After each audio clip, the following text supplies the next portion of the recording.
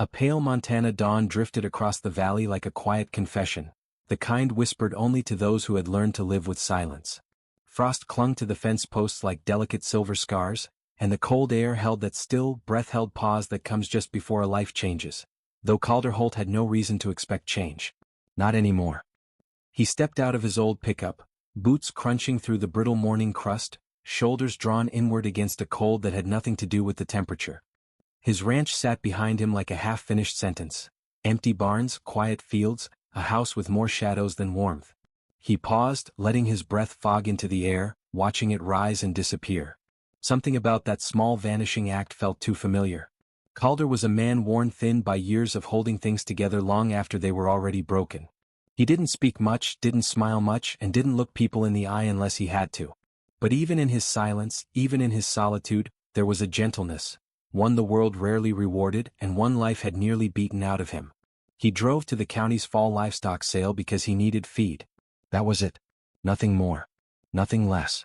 The idea of dealing with strangers, noise, or the small talk he'd never been good at made his chest tighten, but winter was coming fast.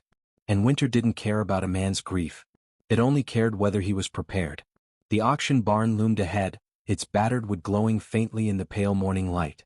Inside, the warm haze of dust and hay drifted under weak lamps, and the low murmur of voices hummed like an old radio signal.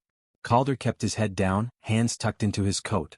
Familiar faces nodded at him, the kind of nods that acknowledged him without asking questions. He was grateful for that. Questions were landmines. He moved through aisles of livestock, cattle penned in neat rows, goats bleating softly, a few wiry ponies stomping impatiently. He meant to walk straight to the feed vendor, buy what he needed, and get home before the day found a way to feel long. But halfway down a dim lane at the barn's far edge, he stopped. Something felt off. A heaviness in the air. A stillness that didn't belong in a place full of restless animals. He turned, noticing a shape tied off to a half-hidden post near the back wall. A massive Belgian draft horse, broad, towering, and heartbreakingly still. Its coat was once a honey gold but had faded to dull, matted beige. Ribs pressed faintly beneath its thick frame. One ear flicked at a distant sound, but otherwise the horse looked carved from stone. Calder found himself inching closer, drawn by something he couldn't name. Maybe it was the stillness. Maybe it was the quiet. Maybe it was the way the horse held itself, braced for impact, expecting nothing good. He understood that posture all too well. A pair of ranch hands near the wall snorted. That thing? Nobody's talking it. Dangerous. Won't listen. Might be crazy. Another added, owner tried auctioning it off last month. No bids. Brought it back today, but ain't nobody dumb enough to take a horse that size if it's got a screw loose. Calder felt a slow shift inside him. Not interest exactly, but a recognition. Some animals didn't act out because they were wild. Some acted out because they'd been hurt. He stepped closer until he could see the subtle tremble in the horse's legs, the faint line of old scars across its flank, the exhaustion buried deep in its eyes. Eyes that didn't look dangerous. Eyes that looked defeated. He didn't speak. He didn't reach out. He simply stood there, letting the horse sense him. A minute passed. Then another. And in that stillness he felt something, an invisible strand pulling at him. A quiet plea. A shared ache. What's the story? Calder finally asked, his voice low. The owner, a man with wind-chapped cheeks and the hurried manner of someone who wanted a problem gone, shrugged. Story is it ain't worth the feed. Big as a truck, stubborn as hell. Doesn't work, doesn't haul, doesn't listen. Cattle spooked by it. I'm cutting losses. You want it? Take it. Rather see it gone than drag it home again. Calder frowned. For what price? The man huffed a laugh, eyeing Calder's wrist. That watch'll do. Fancy looking enough. Better than getting nothing. Calder froze. The watch wasn't fancy. It was old, the leather worn soft with age. His father had given it to him before he passed. A quiet handoff, man to man, no words spoken. It was the only thing Calder still wore every day, the last weight of memory he let himself carry. Trading it for a horse no one wanted was ridiculous. Irrational. Borderline foolish. But as he glanced back at the giant trembling creature, he felt the decision settle in him without logic, without hesitation. This wasn't about usefulness. This wasn't even about the horse. It was about not walking away from something wounded, not again. He unbuckled the watch. His fingers trembled slightly, but he didn't stop. He placed it in the owner's palm with a quiet finality. All right, Calder murmured. I'll take him. The owner blinked, surprised, then shrugged, pocketing the watch. Suit yourself. Calder turned back to the horse, breath misting in slow clouds. Up close, the size difference between them was staggering. But the horse didn't rear, didn't snort, didn't lash out. It simply watched him, eyes deep and hollow like something precious long buried. Calder lifted the lead rope gently. Let's go home, he whispered, not to the horse but maybe to himself. The horse didn't move at first. Its hooves stayed rooted as if tied to years of fear. Calder didn't tug. He simply waited, heartbeat steady, posture soft. He knew the power of patience. A long minute passed, heavy and fragile.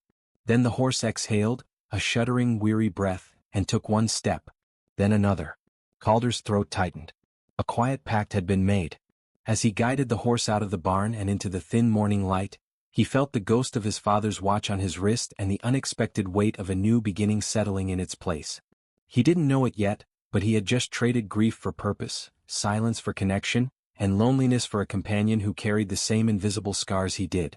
And the choice he made, the one that seemed small and foolish and sentimental, would soon unravel secrets he never expected to confront, truths about the horse, and truths about himself.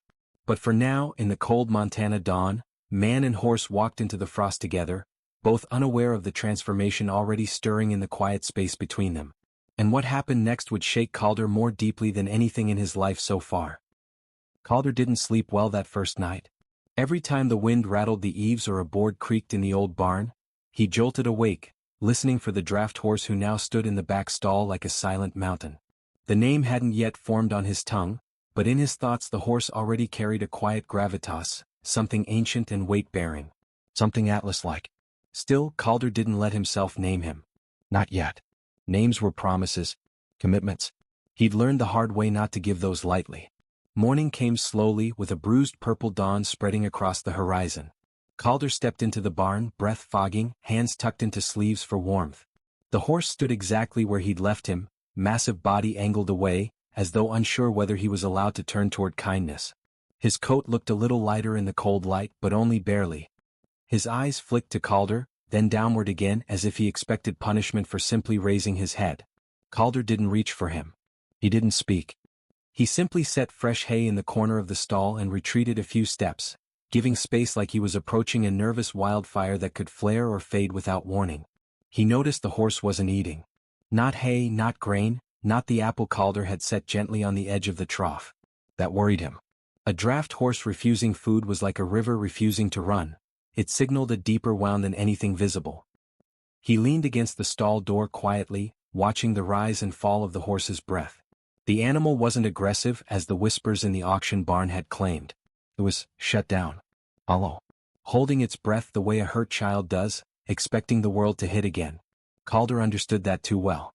By the third morning, something in the rhythm between them shifted. Not dramatically. Not visibly. But Calder felt it in the air when he opened the barn door. The horse's ears flicked sharply, toward him, not away. As though he had been listening for footsteps. As though he found something familiar in the sound. Calder carried a bucket of warm mash, steam curling into the winter dawn. He placed it down gently and stepped back. The horse didn't move. Calder crouched beside the fence, not facing him directly, pretending to adjust the latch on a stall panel he'd fixed a dozen times already. He hummed under his breath, the same low tune his father used to hum while mending fences, steady, grounding, unthreatening. After a long, fragile pause, the giant horse lowered his head and took his first hesitant bite. The sound was small, barely a rustle of grain against teeth, but it loosened something deep in Calder's chest. A breath he hadn't realized he'd been holding slipped out, warm and shaky. The horse kept eating, slow but steady, pausing every few seconds to glance at him with uncertain, questioning eyes.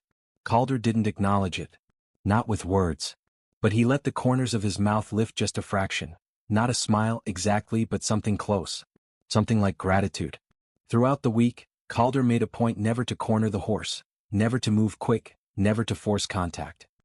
He worked quietly in the barn or mended the nearby pasture fence, letting his presence become a predictable part of the horse's world. Snow fell often, blanketing the ranch in a soft white hush. Some mornings Calder found hoofprints closer to the fence line where he had stood the evening before. The horse's curiosity was reaching outward, even if only inches at a time. It was on a bitterly cold afternoon, when the sun lay low and golden on the horizon, that the first real moment of trust arrived. Calder knelt beside the fence, working slowly on replacing a splintered board. His gloves were stiff, his breath visible in long, weary clouds. He could sense the horse behind him, not by sound but by the weight of attention in the air. He kept repairing the board, humming softly, letting the silence stretch without pressure. A hoof shifted. Snow crunched softly. Then another step. And another. Calder didn't turn. He felt the presence grow larger behind him, a quiet giant gathering courage.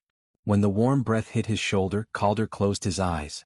A moment later, the horse's nose, trembling, unsure, touched the sleeve of Calder's coat. Time seemed to pause. Not with excitement or triumph, but with the fragile, aching beauty of a soul testing the world again. Calder swallowed hard. His eyes stung unexpectedly. "It's okay," he whispered, but barely. Not a command. Not reassurance. Just a truth released gently into the space between them. The horse stayed there for a long moment, head low, breath warm against Calder's arm. And when he stepped back, it was with less fear in his movements. A little more softness. A little more life.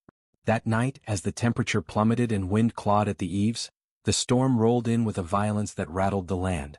Thunder cracked against the mountains. Calder rushed to the barn at the first sign of panic in the horse's deep, echoing snorts. The animal reared once, slamming his body against the stall door, eyes wild with old memories, memories Calder didn't yet know but could almost feel. Calder stepped inside, keeping his voice low and steady, his movements slow. He didn't reach for the horse. He simply walked near and stood beside him, letting the storm roar without matching its energy. The horse trembled like a tree in the wind. Minutes passed.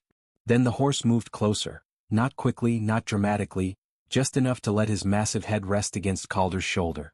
Weight heavy. Trust hesitant. But real. Calder's breath caught. He placed his hand gently against the horse's neck, palm warm on winter coarse hair. No fear. No forcing. Just presence. The storm outside didn't stop. But inside the barn, something softened, something old and wounded began to ease. The next morning, snow lay thick across the valley, turning the world into a quiet canvas of new beginnings. Calder walked out into the paddock. The horse, Atlas now, the name finally landing in Calder's mind, followed him along the fence line, steps slow, deliberate, almost protective. Something in both of them had shifted. For the first time in years, Calder felt a warmth inside that didn't ache. A sense that maybe, just maybe, he wasn't walking through life alone anymore. And he didn't know it yet, but this fragile bond was only the beginning. The world beyond the ranch was about to take notice, and everything would change. Winter loosened its grip slowly, like a tired hand releasing something it had held far too tightly. By early spring, the ranch had begun to thaw, snow melting into soft rivulets, earth waking in muddy breaths, fence posts steaming under pale sunlight. And with every passing day, Atlas walked a little closer to Calder without hesitation, as though the long winter had melted more than frost. Neighbors had started to notice. They'd slow their trucks when passing the property, curious about the huge Belgian draft horse grazing in the upper pasture. It wasn't judgment this time, more of a quiet fascination. Word traveled in small towns the way wind moved through grass, quietly, quickly, and with a mind of its own. It started with the Miller kids, 2 boys and their little sister, who wandered down the long road on a warm Sunday afternoon, pockets full of stale bread and questions they didn't quite know how to ask. Calder had been working the fence line, hands blistered and back aching, when he heard soft footsteps and saw 3 small silhouettes lingering shyly near the gate. "Mom said we could ask," the oldest murmured, nudging his brother. "Ask what?" Calder asked gently. The middle child pointed at Atlas, who stood perfectly still halfway across the pasture, watching the children with a quiet alertness. "If we can feed the big horse." Calder froze for a second. Not because of the question but because of the weight of trust it represented. Trust from the children, yes, but also the possibility that Atlas might allow it. "You can try," he said, voice low. "But move slow. He scares easy." They listened. Children often sensed what adults missed. The smallest girl approached first, hand outstretched, offering a torn piece of bread. Atlas lowered his massive head, hesitated, and then, ever so gently, took the offering from her tiny palm. The girl squealed softly and pressed her cheek to his shoulder. And Atlas did nothing. No flinch. No trembling. Just a slow blink, as if memorizing the warmth of human closeness after so many years without it. Calder's throat tightened. And that was the beginning. Within 2 weeks, more children came. Then a few teenagers. Then a handful of adults who pretended they were just stopping by to check the fence lines, but whose eyes softened when Atlas approached the fence. The town didn't pity Calder anymore. They saw something different, something alive. One evening, a local veteran named Tom showed up. A man carved from years of silent suffering, shoulders heavy with invisible weights. He didn't speak much, but he stood by the fence for nearly an hour watching Atlas. Calder worked quietly nearby, both giving the man space and keeping a quiet proximity. After a long pause, Tom finally murmured, "That horse, he's got the same look I had when I came back home." Calder didn't ask for details. He just nodded. Tom approached the fence, lifting a hand slowly. Atlas stepped forward, not fearful, not timid, but deliberate, placing his massive forehead against Tom's palm. Tom's breath broke into a sound halfway between a sob and a sigh. His shoulders dropped, releasing something he'd carried for years. The next day Tom returned. And the day after that. Soon, the ranch wasn't just Calder's anymore. It became a quiet sanctuary. A place where people wandered in without calling, where brokenness didn't need to be explained or justified. They came because Atlas made them feel seen, because the gentleness of a horse who had once given up on the world reminded them that healing wasn't only for the lucky. Calder didn't speak much during these visits. He didn't need to. He simply existed beside the horse, sharing unspoken truths with the people who drifted through like wind-tired travelers finally finding a place to rest. But not everyone came with gentleness. One afternoon a truck rolled in, the kind with loud exhaust, tires too big, and men who carried more arrogance than sense. They wanted to buy Atlas, offered Calder more money than he'd seen in years. Enough to fix the barn, replace equipment, maybe even start fresh. Calder didn't hesitate. "He's not for sale." They tried to convince him. Then they tried to laugh him into surrender. Then they tried to intimidate him. None of it worked. Atlas sensed the tension before anyone else did. He stepped closer to Calder, positioning his huge body protectively at the rancher's side. The men took one look at the silent, towering giant and decided to leave. Calder placed a quiet hand against Atlas's neck after the truck disappeared down the road. "Thank you," he whispered. Atlas lowered his head, pressing his weight gently against Calder's shoulder.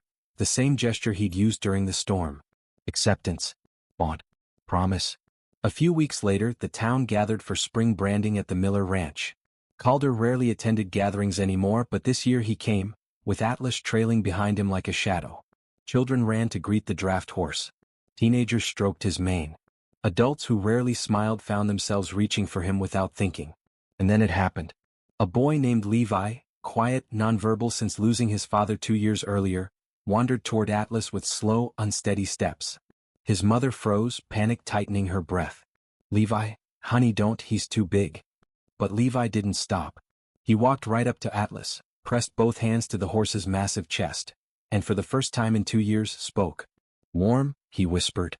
The entire ranch fell silent. His mother broke into tears, sinking to her knees. People stared in disbelief, hands covering mouths, eyes shining with something too big for words. And Atlas, gentle, steady, miraculous Atlas, lowered his magnificent head until it rested softly against Levi's small shoulder. Calder felt something crack open inside him. A realization. A purpose. A truth that rose through him like sunlight breaking through years of cloud. This wasn't about rescuing a horse. This was about rescuing each other. That night, Calder returned home with Atlas walking beside him, the sun dipping behind purple mountains. He stopped at the barn, leaning against the doorframe, watching the horse settle into fresh hay. Wind rustled the rafters. The sky glowed with the first stars of spring. Calder whispered into the quiet, not sure if he was speaking to the horse, the land, or the ghosts of his past. "We're going to build something here. Something good." Atlas breathed out, a deep, grounded, almost knowing sound. Months passed. Calder transformed the barn into a sanctuary. Open hours, safe spaces, warm stalls, quiet corners for kids and adults alike. The community helped. Donations arrived. Volunteers came. And Atlas stood at the heart of it all, a living reminder that broken things could lead others to healing. Late one evening, Calder stood beside Atlas beneath a sky full of sweeping stars. The air felt soft, touched with early summer warmth. He rested a hand against the horse's neck, feeling the steady pulse beneath. "Funny," he murmured. "I thought I was saving you." Atlas nudged his shoulder as if to say, "We saved each other." Calder closed his eyes, letting the truth settle deep. And for the first time in many years he felt whole. No. Click on the video on the screen to hear a story even more miraculous than this one. You'll cry and then feel whole again. Click it now. We'll be waiting.